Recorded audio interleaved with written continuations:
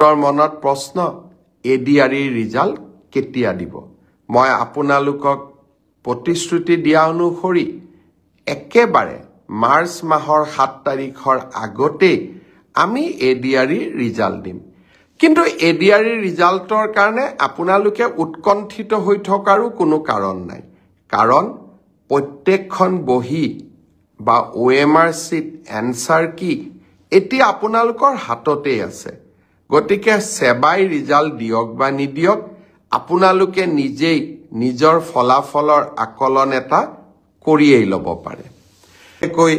March মাহৰ ভিতৰতে আৰু পাৰিলে আৰু আগতে অসম পুলিচৰ পৰীক্ষা আৰু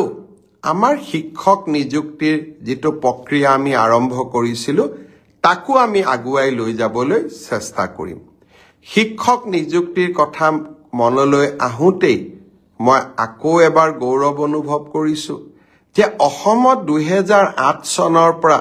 মাত্ৰ 8000 টকাৰে কন্ট্ৰাকচুৱেল টিচাৰৰ কাম কৰি থকা আটাইকে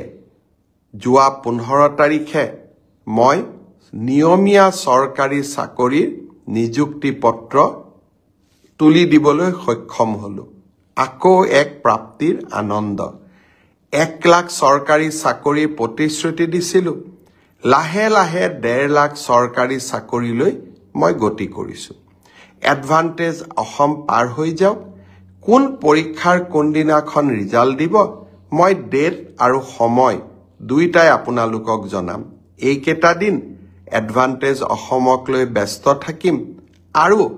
অসমত উদ্যোগীকৰণৰ নতুন বাতাবৰণ এটা নিৰ্মাণ কৰিবলৈ চেষ্টা কৰিম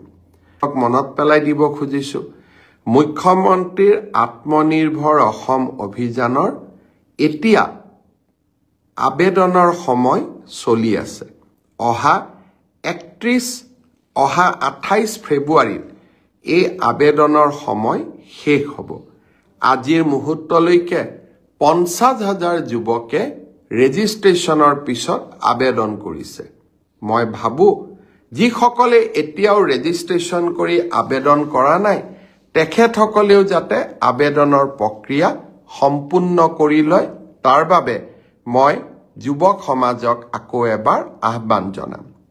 বহুতৰ মনত প্ৰশ্ন এডিআৰই ৰিজাল্ট কেতিয়া দিব মই আপোনালোকক